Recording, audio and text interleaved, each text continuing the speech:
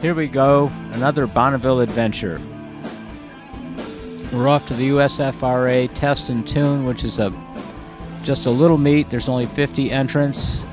It's just to test your machine. You can't set records, but we were able to license. So I was able to get a C license on this run, and that was really special for me.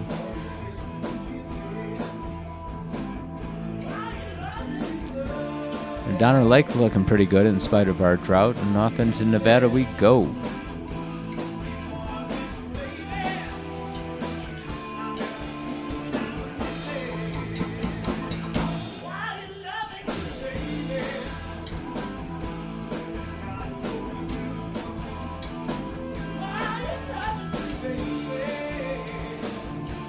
And to Lovelock for gas, we always stop at Two Stiffs and catch some of the local flavor there.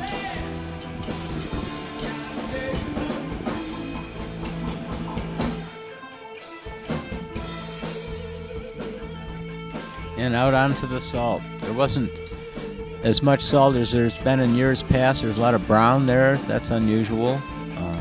We pitted right next to the porta potties, which turned out pretty handy. And it was cloudy the first couple days, which really helped us old people survive in this.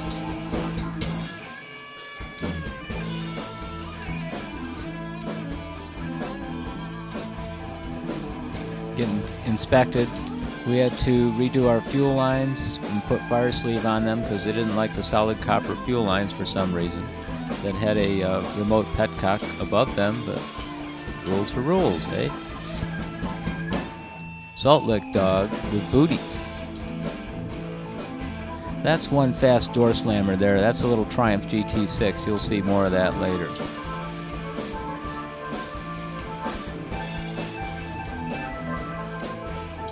That's our friend Cindy that we pitted next to. Rick Gold selling me some of that good gasoline.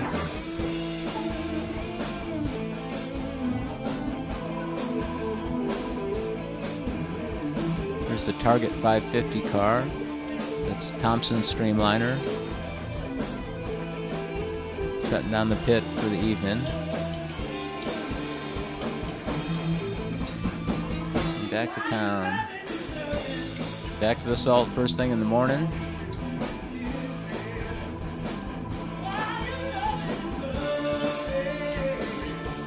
Here's everyone sort of running the course to get familiar with it and find out where the turnouts are. This year they used a vegetable dye to mark the course with, and it works fantastic. It really helps you find your position on the course and maintain it without having to look up directly, so you can look to the side and spot the lines as well. Very handy for us motorcyclists, and the car people like it as well. That's the Carbonite Special. You'll see more of that. That's really something. We had the first run of the meet, which is not unusual for us, being such eager beavers. And it was pretty good.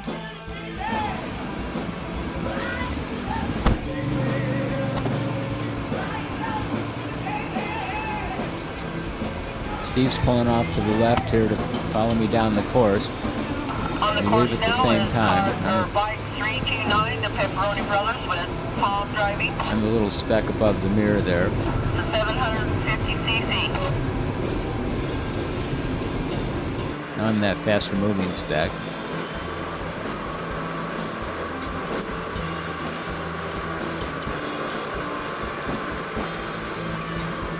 Bikes on course at the 1.5 miles.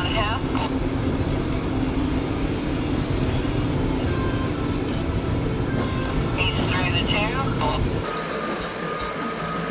2. Even with the slowed down action, you can see it takes a while to catch up to where I'm at. 329 with a time of 149.978. This is the timing trailer that's at the 3-mile position, and I'm another 1.5 miles beyond that. I'm down at the 4.5. But this is where you pick up your timing slip. Get the good or bad news. This was different from most meets. It was a 3-mile run up and then just a little track to go through. Here I am. Boy, that was fun.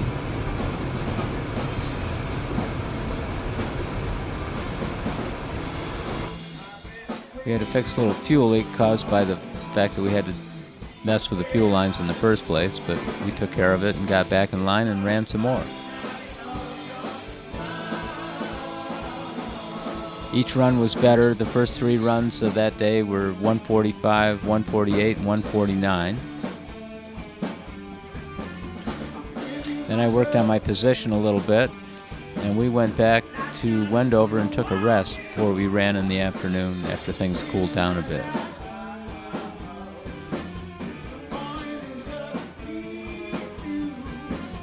Look at the size of the guy they stuffed in that streamliner.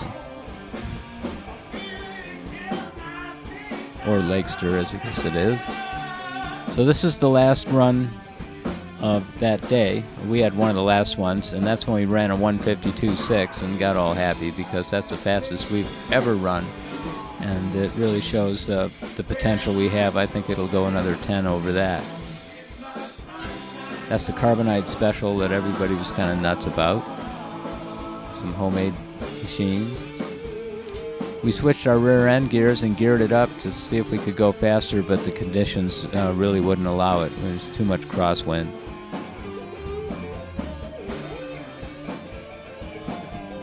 That's Mickey Thompson's streamliner that he and his son Danny built in 1969 and then just got shelved. And they just found it and finished it off and brought it out to the salt, and it's going to be a real strong runner.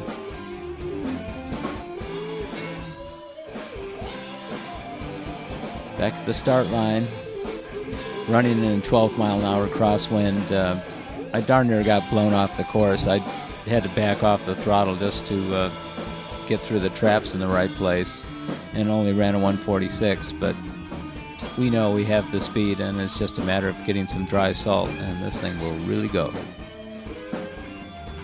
That's Sam Wheeler's machine. He never did get to run it, but he brought it out there to play with it anyway, and had quite an audience.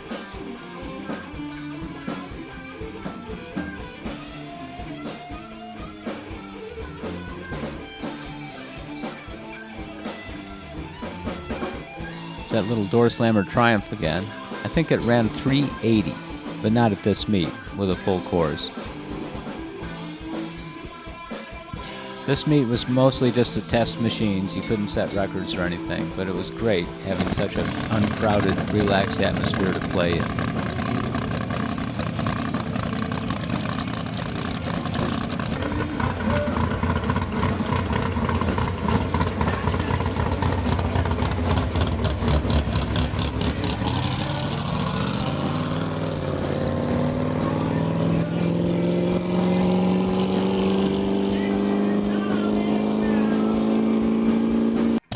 Another Lakester.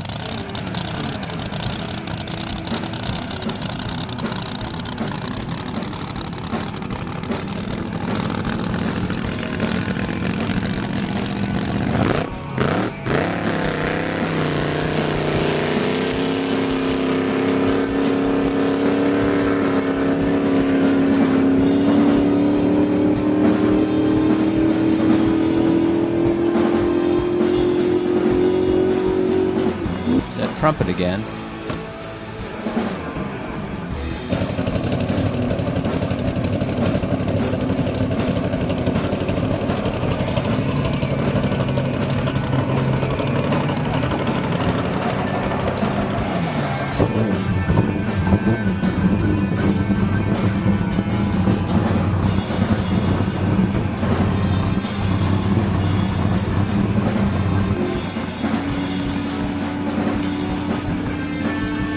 Special.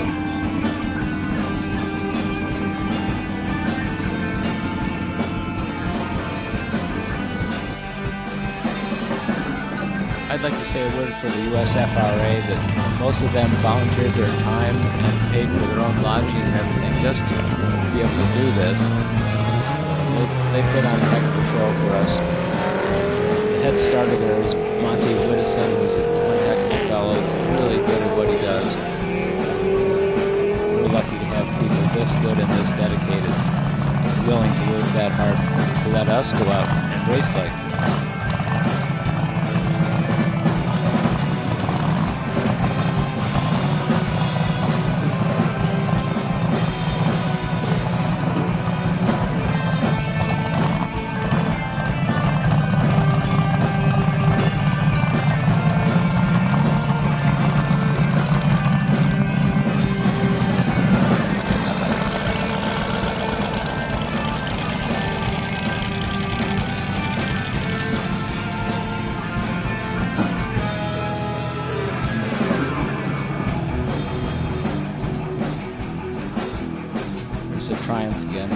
skin off it. And there's the pay dirt.